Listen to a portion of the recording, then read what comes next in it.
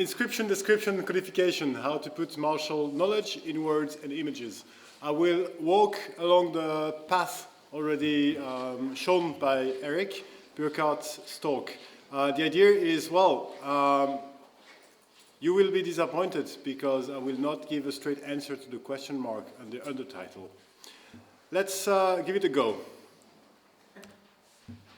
So, the question is how to translate this astonishing and astounding martial movement into a written account. So, it could be this, or this, or this, or even this. So this is all very recent material or late 19th century material. In 500 years, when scholars will look at this material, they could try to start to identify authorial intent, the audience, and why this book was ever written. And we could guess, without knowing the surroundings of these books, that these are all made to transmit a knowledge about fighting. But in the case, it's not really, as Eric Burkart has already shown in his previous talk. For the first one, it is a TV producer who actually addressed the audience of TV viewers to reaching a better audience rate. The second one is a photographer sharing its discovery to the general audience. The last one is an independent author. It looks like late 19th, early 20th century fight books, but it's not. It's made up, and it's done for selling ebooks. And the last one, it's a sports organization reaching towards practitioners to educate them and prevent injuries. So how does this relate to our material? We've already addressed this specific book. As Eric Burkart has shown, there is other material than the actual fighting in it. Why, how is this an inscription, a description, or a codification of a knowledge? Let's start by a quote from a book of Rebecca von Mallinckrodt in relation to an exhibition held in 2005, and I will read the quote now. Which functions are behind this practical instructional text for body techniques? Are these mnemotechnical devices for learned techniques or possibly support for actual teaching situations? Could one actually learn the movement out of the books? Or do these mainly serve to reach a broader audience, respectively to show or widen the scientific reputation of its author? Are those representative illustrated notebooks or handy and expensive pocketbooks? Or maybe were they made for the teaching of the actual student, even for the teacher himself, maybe to give a first taste of the material to potential students? So all these questions were already addressed. But in this context, she was writing about instructional books of the 16th to the 19th century of different practices, including fencing, but also dance and other sports or arts. Why were they ever written? That's the author's intent. How were they circulated and used? That's the circulation and the reception questions. But the most important one for me, are those techniques even representative of actual practice? And we've been already through these questions on the previous talk. What I would like you to do is to bear with me and to look what other scholars for other fields have done. Let's have a look at dance studies. I'm not the first one to make this connection. Already Sidney Anglo drew attention to compare the methods. In this case, these are actual movements codified through symbols. Hopefully, they gave the grammar that goes with it, so we can access the knowledge through the grammar. And sometimes, if we go through our material to the fight books, generally speaking, we may fail this grammar. We have to find out and reconstruct it. The dance scholars, facing with the same issue, dealing with the practice through written records, have decided to find a way to identify different kinds of actions. generally speaking, are very abbreviatedly done. There are inscription that is documenting a practice without didactic intent. That is, for example, as Eric Burkart shows, this is personal notebook. This is not intent to be read by someone else. There is the description that is documenting practice with a didactic intent, or otherly speaking, in order for others to actually access the knowledge. Well, that's an attempt, at least. And the last one is codification, that is documenting practice with encryption in order to reserve the secrets of the teaching to a restrained circle. So obviously there are different kinds of actions that leads to different kinds of products. And my main goal is to sort out a bit of this so-called heterogeneous corpus of findbooks, because we have so much different things inside. I would like to propose a way to deal with them. Let's just look at one single example. That is a single leaf within a miscellany into a vademecum manuscript that is very, very little, it's at 8 by 10 centimeters. It's a pocket book for a professional scribe. And within this book, between two different choirs, there is this. And that's basically written down, rhymed verses about fighting. And if you don't read Latin, it only says there are 7 guards into the art of fighting, and then it describes with verses. So if the master is in that one, the student is in that one. So it is about fighting, and it is, well, disguised into terminology that is not explained to the reader.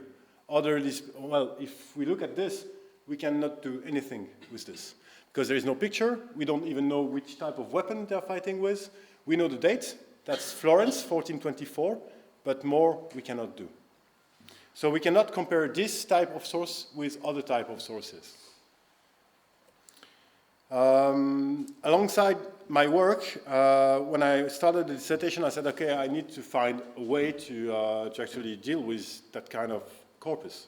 So I proposed a typology, which is based on 3 main criteria that are objective. First, what kind of support? Is this manuscript or print? What kind of media?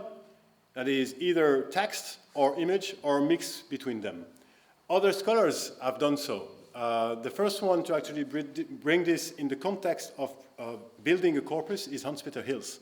And he basically did the same. He says, well, there is image, there is text, and there is in between.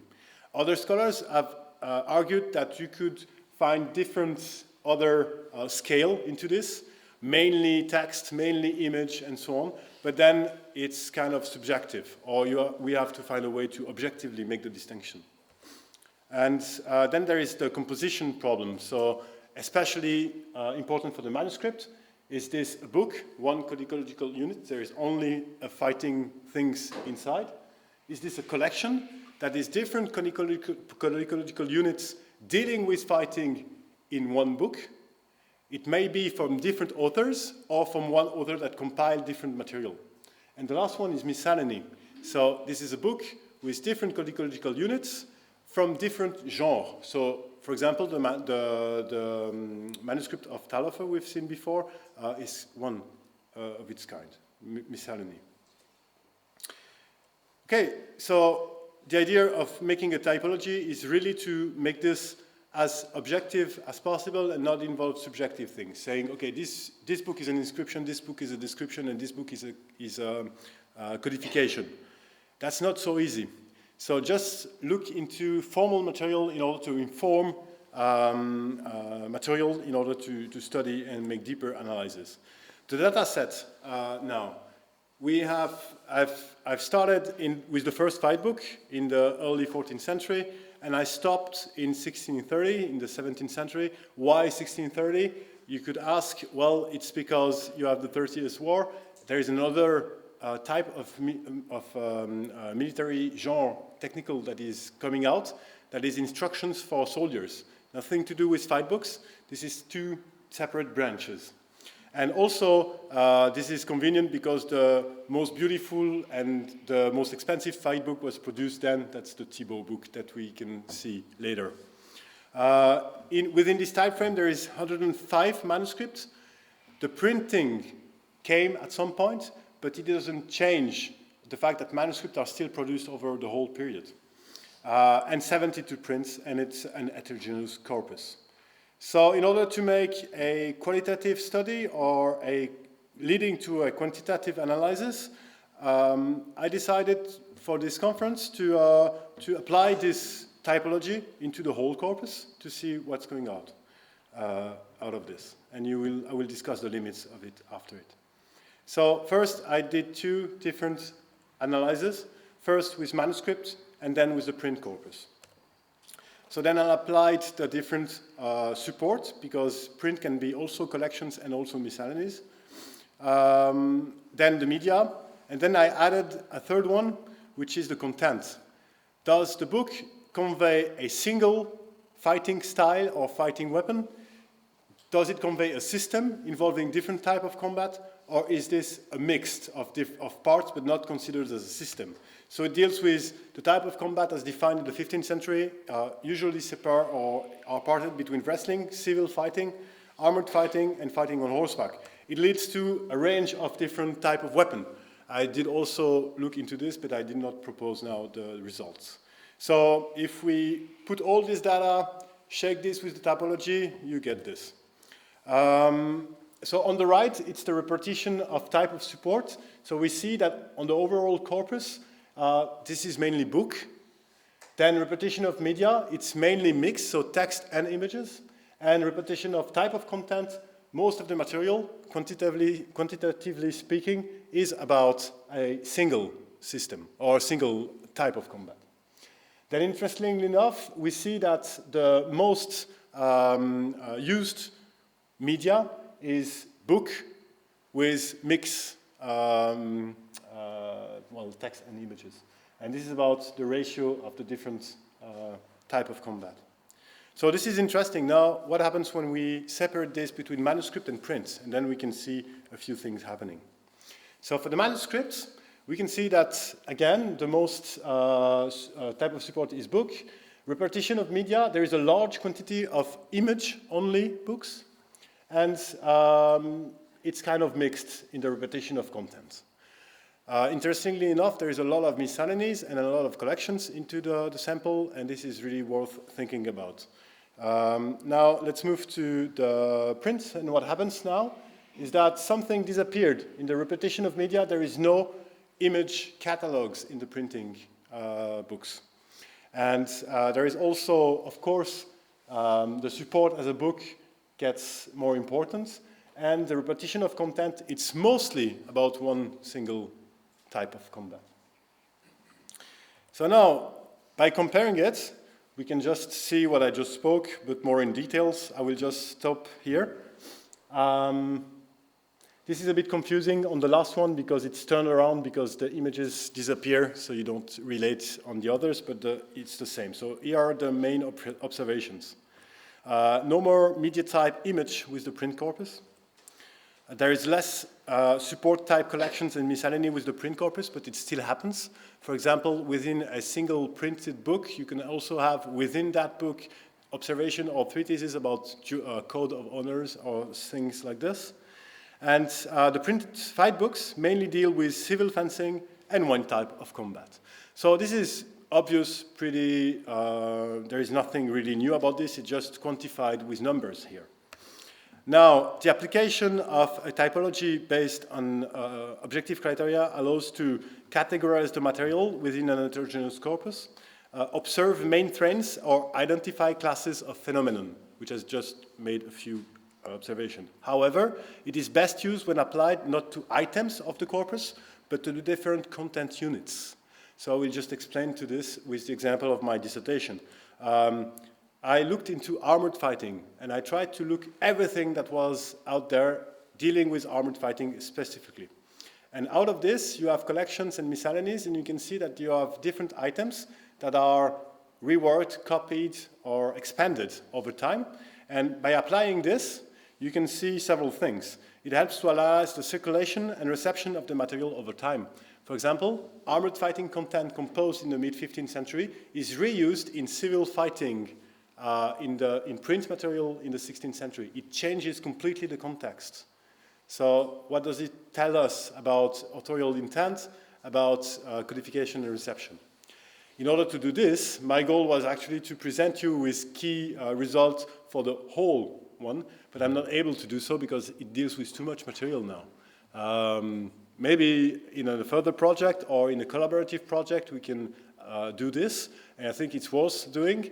I cannot present results. However, I've looked into this question of inscribing, describing, and codifying actions. There are also dependent informal aspects of the book.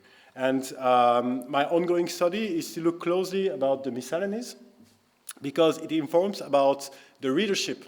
Who possessed those books? Why are they compiled with other material, providing these are medieval or early Renaissance compilation and not later in conservation history compiled manuscript for curatorial reasons. And it allows us maybe to know more about this culture of fighting. So this is ongoing. This is, I work on the research. Half of the research is done, and I hope to provide you with results. Give me 1 or 2 years. So, thank you very much for your attention.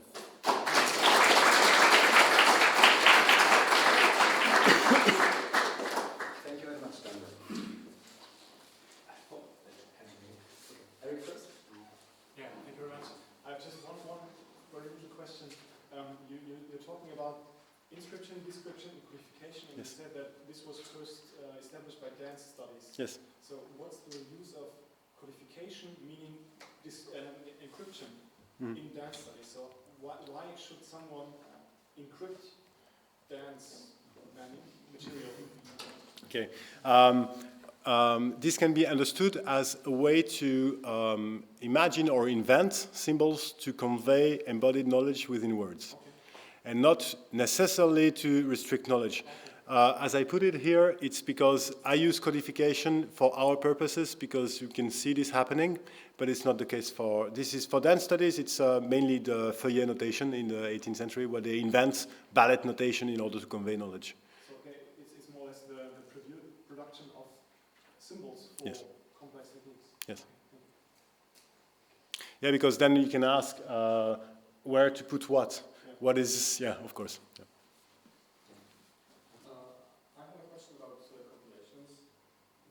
There are perhaps two kind of compilations. One where you have tradition that is passed on through different witnesses, like Liebnitzer or Kunstfeld, and we know that this is the tradition. And sometimes you have, like Paul Saturnaille, you have a Dagger book where he compiles Yes. different sources into this.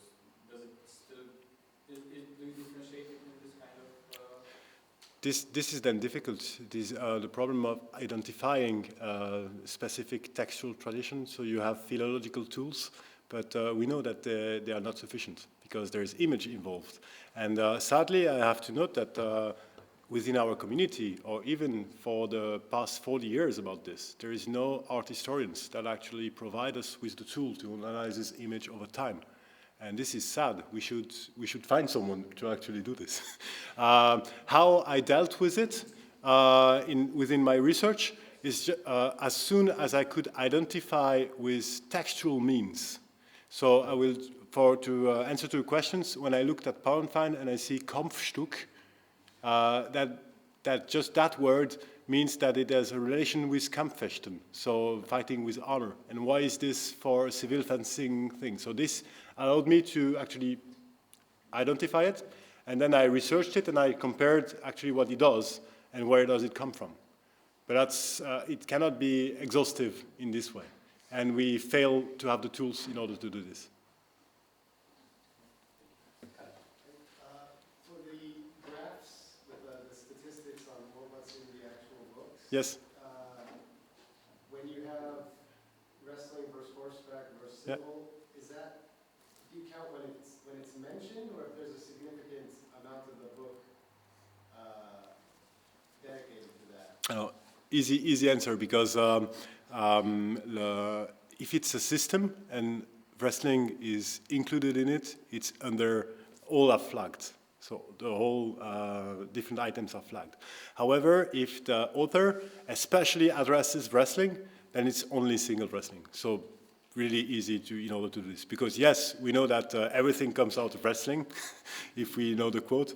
But it's easy to identify. I also always try to make something really simple to identify. That doesn't need to in-depth studies or guesses in order to say, well, this is wrestling and this is not wrestling.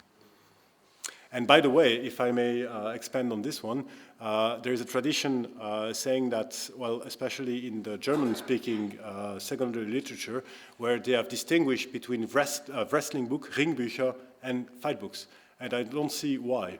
Because if we look at numbers, there is only 7 items that are labeled as wrestling manuals. So if we would be through to this distinction, we should then distinguish between fighting on horseback manuals, armored, and so on and so on. So I think we should not use this definition anymore. We should just call them fight books.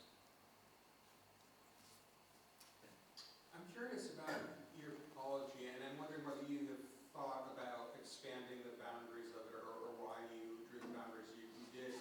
It seems something this basic could be applied to lots of bodies of literature, you know, before 1305, after 1630, in different areas of the world, you know, even regionally within Europe. Have you thought at all about, you know, what the boundaries of this is, the typology is as a useful analytical device? I mean, you know, could I, you know, expand this out, you know, add Middle Eastern texts in and have it work the same way, or would it all break down for some reason at that point? Thank you for bringing this up. This is our job to figure this out during this conference. I think yes. However, I do not have a profound knowledge of Asian fight books, and we should see if this is somehow possible. But we should start to catalog them first. Yeah. Further questions, Daniel? Then thank you very much. Thank you.